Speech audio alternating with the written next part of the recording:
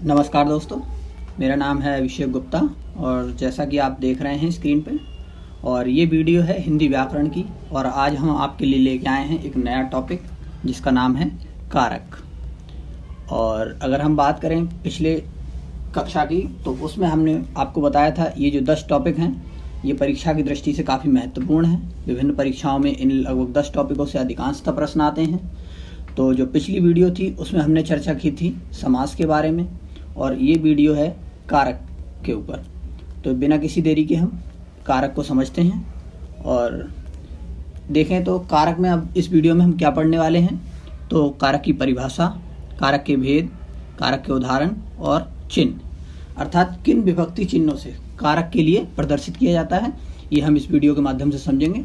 तो बिना किसी देरी के चलते चलिए सर्वप्रथम समझते हैं कारक क्या होता है। संज्ञा या सर्वनाम के जिस रूप से वाक्य के अन्य शब्दों के साथ उसके संबंध का बोध होता है उसे कारक कहते हैं। चलिए वाक्य के माध्यम से समझते हैं इसको। जैसे राम खाना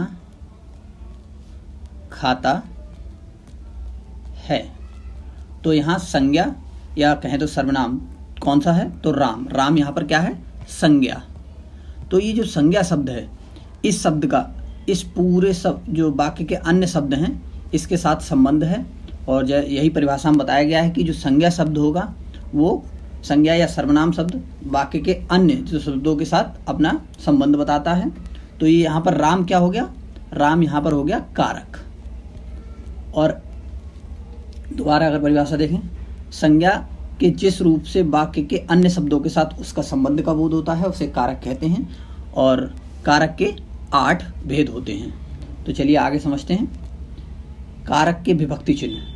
तो विभक्ति चिन्ह संज्ञा अथवा सर्वनाम शब्दों के बाद ने, को, से, के लिए आदि जो चिन्ह लगते हैं वे चिन्ह कारक विभक्ति कहलाते हैं। जिन प्रत्ययों से कारकों की स्थिति का बोध होता है उन्हें विभक्ति या परसर्ग कहते हैं। तो चल समझते हैं विभक्ति चिन्ह या परसर्ग कौन कौन से होते हैं। जैसे राम ने रावण को मारा, ये आपके सामने वाक्य है। और जैसे यहाँ पे जो ने शब्द का ये प्रयोग हुआ है, ये ने यहाँ पर क्या है, ये विभक्ति चिन्ह है। ये ने विभक्ति चिन्ह है। और ये राम और जो बाकी के अन्य शब्द हैं रावण को मारा, इनके बीच क्या कर रही है, संबंध बता रही है कि राम ने रावण को मारा। तो यहाँ पर ये जो ने है वो क्या हो जाएगा, विभक्ति चिन्ह। चलिए दूसरा एक उदाहरण लेते हैं। जैसे श्याम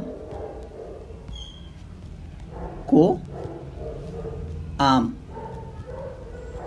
पसंद हैं। तो यहाँ पर देख रहे हैं आप, ये श्याम है, ये क्या है, संज्ञा है। और वाक्य के जो अन्य शब्द हो गए आम पसंद हैं। तो आम किसे पसंद है, श्याम को। तो ये जो को शब्द है यहाँ पर काय का काम कर रहा है, ये काम कर रहा है विभक्ति चिन्ह का, विभक्ति चिन्ह का। तो इसी प्रकार विभक्ति चिन्ह लगाए जाते हैं वाक्य को पूरा करने के लिए। तो आगे समझते हैं इसमें हम कारक के उदाहरण कुछ देखें। अगर जैसे अभी मैंने समझाया राम ने रावण को बाण मारा, तो यहाँ पर जो ने है ये क्या है, ये है विभक्ति चिन्ह। और यहाँ देखें रोहन ने पत्र लिखा, तो यहाँ ने शब्द, मोहन ने कुत्ते को डंडा मारा, तो यहाँ जो ने शब्द, ये तीनों ने जो हैं ये क्या हैं, ये हैं विभक्ति चिन्ह। ठीक है। और जैसा कि यहाँ राम है, ये रोहन है, मोहन है, ये क्या होंगे, ये होंगे कारक। ठीक है। अगर आगे हम अब समझते हैं इस वीडियो में कारक के भेद। जैसा कि मैंने अभी पीछे बताया था, कारक के 8 भेद होते हैं। तो कारक के जैसे एक कर्ता, कर्म, करण, संप्रदान, अपादान, संबंध, अधिकरण, संबोधन, ये इस प्रकार कारक के जो 8 भेद होते हैं इनको हम आगे समझेंगे अभी। तो चलते हैं कारक के भेद की तरफ। तो सबसे पहले समझते हैं कर्ता कारक। वाक्य के जिस रूप से क्रिया को करने वाले का पता चले उसे कर्ता कहते हैं। कर्ता कारक की विभक्ति ने होती है। ने विभक्ति का प्रयोग भूतकाल की क्रिया में किया जाता है। कर्ता कारक में ने विभक्ति का लोप भी होता है। इस पद को संज्ञा या सर्वनाम माना जाता है। हम प्रश्नवाचक शब्दों के प्रयोग से भी कर्ता का पता लगा सकते हैं। तो जैसा कि आप परिभाषा में देख रहे हैं कि क्रिया को करने वाले का पता जिससे चलता है उसे हम कर्ता कहते हैं। और यहाँ जो विभक्ति है वो ने विभक्ति का प्रयोग होता है। और कुछ वाक्य ऐसे होते हैं जहाँ विभक्ति का प्रयोग नहीं किया जाता। और संज्ञा या सर्वनाम जो आप देखते हैं जो कर्ता होता है उसे या संज्ञा होता है वो या सर्वनाम होता है। और प्रश्नवाचक शब्द देखें तो यहाँ प्रश्नवाचक शब्द होता है कौन। जैसे अगर बात करें राम जाता है तो यहाँ प्रश्नवाचक शब्द है कौन। हम कौन शब्द से पता लगा सकते हैं। जैसे कौन जाता है तो यहाँ कौन से क्या राम, राम जाता है। तो यह क्या बता रहा है कर्ता कारक के बारे में। तो इसको हम और उदाहरण से समझते हैं। कर्ता कारक के उदाहरण, राम ने रावण को मारा। यहाँ राम क्या है, ये है संज्ञा है। और यहाँ जो ये ने है, ये ने है विभक्ति चिन्ह। तो ये बता रहा है कि राम ने रावण को मारा। इसी प्रकार दूसरा देखें, लड़की स्कूल जाती है। तो यहाँ भी हम कौन जो प्रश्नवाचक शब्द है कौन का इस्तेमाल करें। तो कौन स्कूल जाता है तो लड़की स्कूल जाती है। तो यहाँ पर लड़की और राम ये दोनों क्या हैं, कर्ता कारक। जैसा कि पहले वाक्य में क्रिया का कर्ता राम है, इसमें ने विभक्ति चिन्ह है और मारा भूतकाल की क्रिया है। तो यहाँ जो भूतकाल की क्रिया है उसके साथ हमने क्या यूज़ किया, ने। और दूसरे वाक्य में वर्तमान काल की क्रिया है तो यहाँ इसलिए ने विभक्ति का प्रयोग नहीं हुआ है। तो मुझे उम्मीद है आपको कर्ता कारक समझ आया होगा। और चलते हैं दूसरे कारक की ओर, कर्म कारक। क्रिया के कार्य का फल जिस पर पड़ता है वह कर्म कारक कहलाता है। अर्थात क्रिया का जो फल है जिस पर पड़ेगा वो क्या होगा, कर्म। और ये कर्म भी एक तरीके से संज्ञा का ही रूप होता है। अभी हम आगे पढ़ेंगे इसको। और यहाँ विभक्ति चिन्ह को का प्रयोग होता है। यह चिन्ह भी बहुत से स्थानों पर नहीं लगता।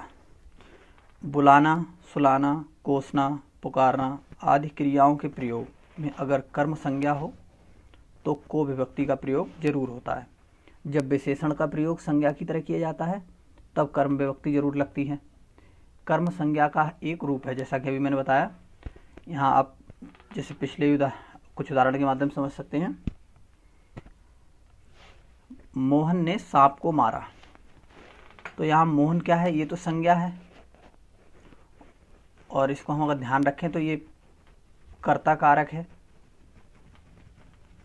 अब यहाँ क्रिया क्या है, मारना। और इसका प्रभाव किस पर पड़ रहा है, इसका प्रभाव पड़ेगा सांप पर। तो जैसा कि बताया था कि क्रिया का प्रभाव जिस संज्ञा पर पड़ता है वो क्या होता है, कर्म। तो यहाँ प्रभाव जब सांप पे पड़ रहा है तो यहाँ सांप क्या होगा, कर्म, कर्म कारक। इसी प्रकार दूसरा एग्जाम्पल देखते हैं। तो दूसरे उदाहरण को यदि देखें, अध्यापक छात्र को पीटता है। तो यहाँ जो छात्र है, छात्र को, ये क्या है, कर्म कारक। गोपाल ने राधा को बुलाया। तो राधा क्या है यहाँ, कर्म कारक। इसी प्रकार आगे के उदाहरण आप देख सकते हैं।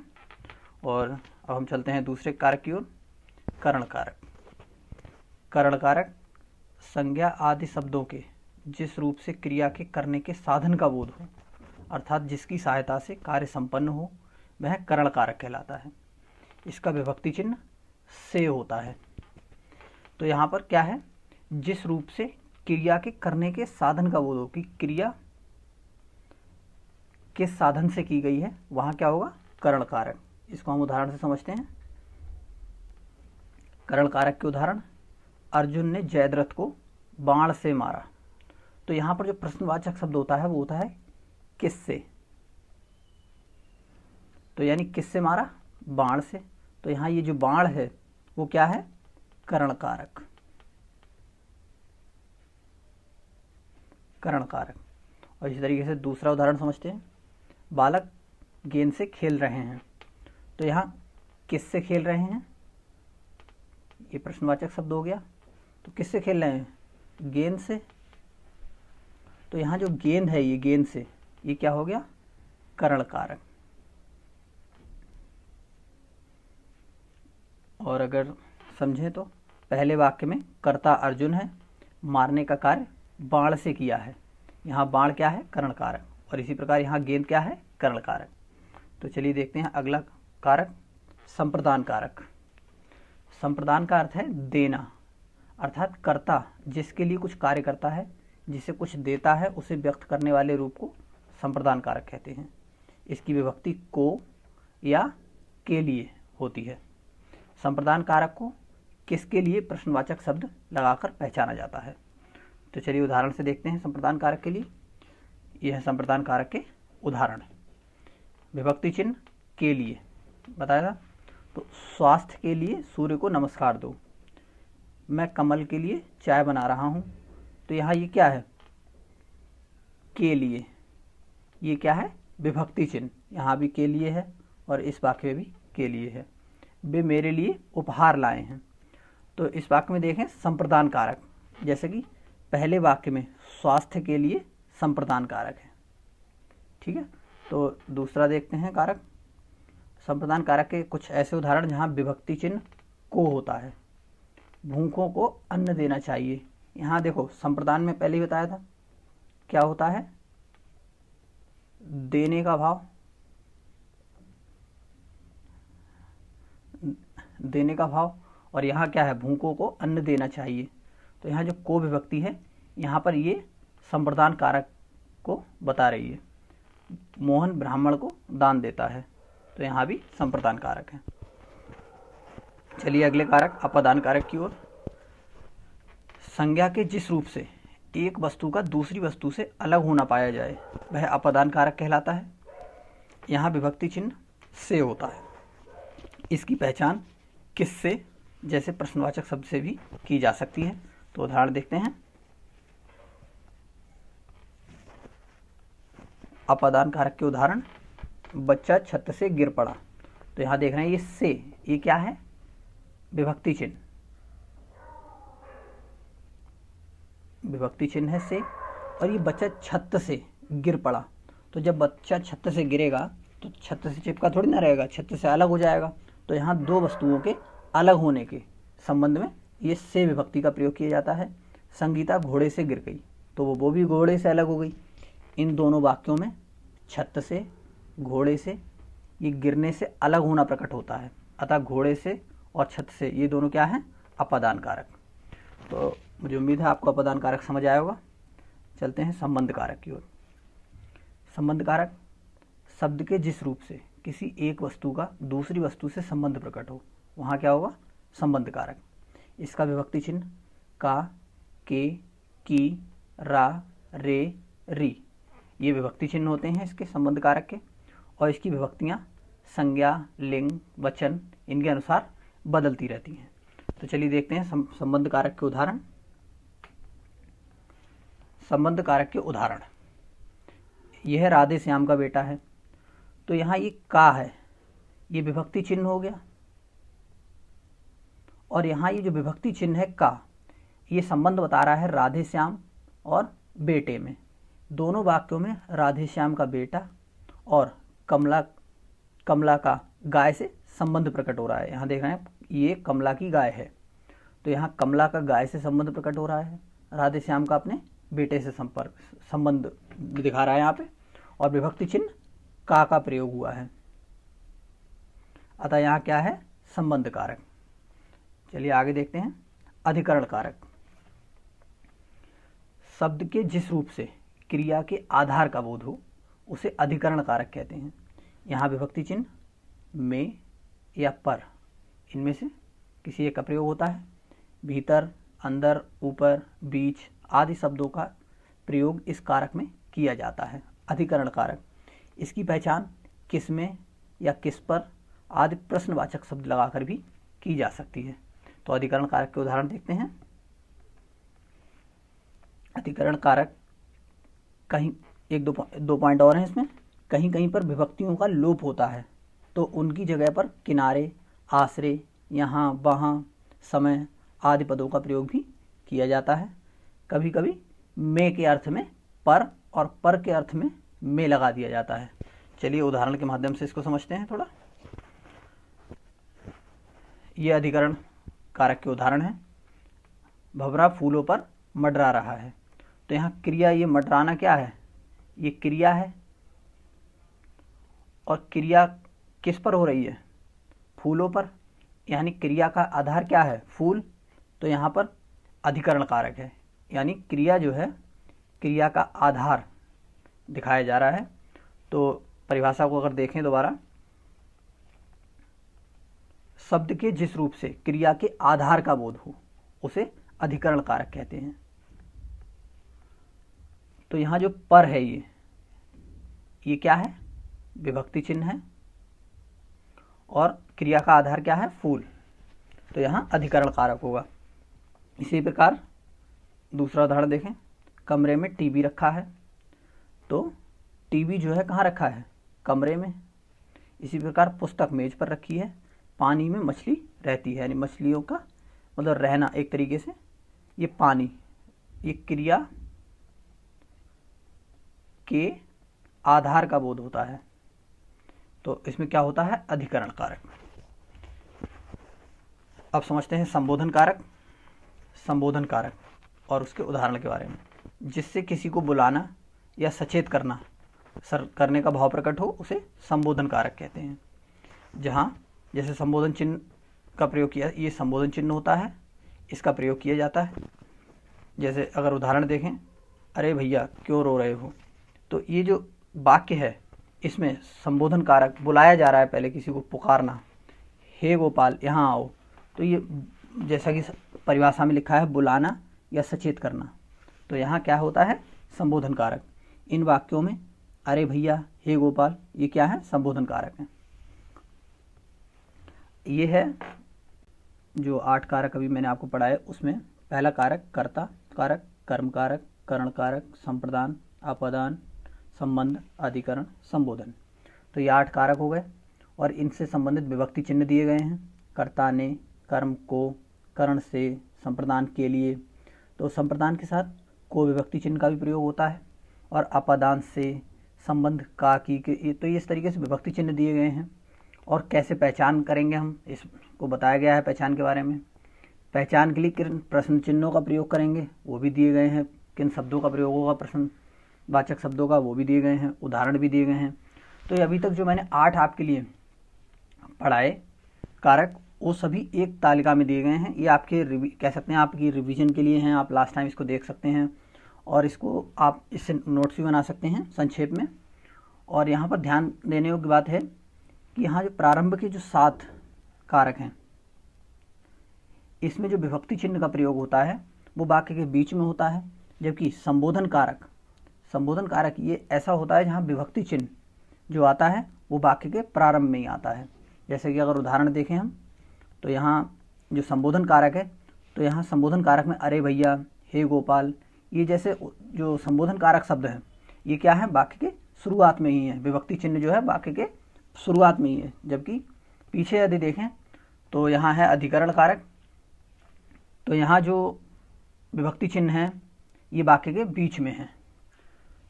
तो यहाँ मैंने बताया कि प्रारंभ के जो 7 कारक हैं उसमें विभक्ति चिन्ह बीच में आता है, जबकि संबोधन में प्रारंभ में ही आ जाता है। और यहाँ पर आप देख रहे हैं जैसे जो कर्म है, कर्ता का जो कर्म कारक है, उसकी जो विभक्ति चिन्ह को है और ये संप्रदान है, तो इसके लिए भी कभी कभी को का प्रयोग होता है। तो इसमें अंतर समझते हैं, क्या अंतर है इसमें। जैसे कर्म कारक और संप्रदान कारक में अंतर क्यों देख रहे हैं हम इसमें, क्योंकि इसमें विभक्ति चिन्ह जो है वो को है, दोनों में समान है। तो यहाँ कर्म कारक में क्रिया के व्यापार का फल कर्म पर पड़ता है, तो यहाँ पर जो कर्म कारक होता है उसमें क्रिया का जो फल है वो कर्म पर पड़ता है। जबकि संप्रदान कारक में क्या होता है, देने के भाव में या उपकार के भाव में को विभक्ति का प्रयोग होता है। चलिए उदाहरण के माध्यम से समझते हैं इसको। और ये है उदाहरण। जैसे विकास ने सोहन को बुलाया, तो यहाँ बुलाया क्या है, ये है क्रिया। और इस क्रिया का जो प्रभाव है वो किस पे पड़ेगा, सोहन पे, क्योंकि किसे बुलाया जा रहा है, सोहन को। तो यहाँ जब कर्म पर प्रभाव पड़ रहा है, यहाँ सोहन क्या है, कर्म, तो क्रिया का प्रभाव जब कर्म पर पड़ता है तो ये कर्म कारक है, तो यहाँ ये कर्म कारक हो गया। और जबकि यहाँ देखें दूसरा उदाहरण देखें, सूर्य स्वास्थ्य के लिए सूर्य को नमस्कार करो, तो यहाँ भी को विभक्ति का प्रयोग है, मगर यहाँ सूर्य के लिए नमस्कार करने की बात है, यानी उपकार कह सकते हैं या देने का भाव। तो जब इस तरीके की स्थिति होती है तो कौन सा कारक होता है, संप्रदान कारक। तो यहाँ देख रहे हैं आप दोनों जगह विभक्ति तो क्या लिखी है, को, मगर उन दोनों के अर्थ अलग अलग हैं। तो ये कर्म कारक और संप्रदान कारक में अंतर होता है। और इसी प्रकार एक दो और विभक्तियाँ दो और कारक हैं, जैसे करण कारक और अपादान कारक। अब इसमें अंतर क्यों पढ़ रहे हैं हम, क्योंकि करण कारक और अपादान कारक दोनों में ही जो से विभक्ति चिन्ह का प्रयोग होता है। तो से विभक्ति चिन्ह का जब प्रयोग होता है, परंतु इनके अर्थ में दोनों में अंतर होता है। तो करण कारक में से का प्रयोग साधन के लिए होता है, अर्थात कि जो क्रिया की गई है वो किस साधन से की गई है। तो इस जब साधन की बात हो तो करण कारक होता है। अगर अपादान कारक की बात हो और यहाँ भी से विभक्ति है तो से का प्रयोग अलग होने के लिए किया जाता है। तो इसके उदाहरण को देखते हैं, करण कारक और अपादान कारक के उदाहरण। मैं कलम से लिखता हूँ, तो यहाँ विभक्ति चिन्ह क्या है, से, तो इससे क्या हो गया, विभक्ति चिन्ह। और यहाँ बात काय की हो रही है, यहाँ बात हो रही है साधन की, कलम से लिखता हूँ, यानी जो क्रिया की जा रही है वो काय से की जा रही है, कलम से, तो ये साधन हो गया। तो यहाँ जो से का प्रयोग हुआ है वो करण कारक के लिए हुआ है। जबकि अगर बात करें हम अपादान कारक की, तो सुनीता घोड़े से गिर गई, तो यहाँ भी से विभक्ति चिन्ह का प्रयोग हुआ है, जबकि यहाँ पर सुनीता का घोड़े से अलग होना दर्शाया जा रहा है। तो जब दो वस्तुओं का अलग होना दर्शाया जाता है तो वहाँ पर अपादान कारक होता है। तो इस तरीके से आपने विभक्ति को समझा और कारक को समझा। मुझे उम्मीद है कि आपको ये कारक का जो टॉपिक है वो समझ आया होगा। और अगर आपको ये वीडियो अच्छी लगती है तो आप अपने दोस्तों के साथ भी शेयर कर सकते हैं, जिससे इस वीडियो का लाभ उन्हें भी प्राप्त हो। धन्यवाद।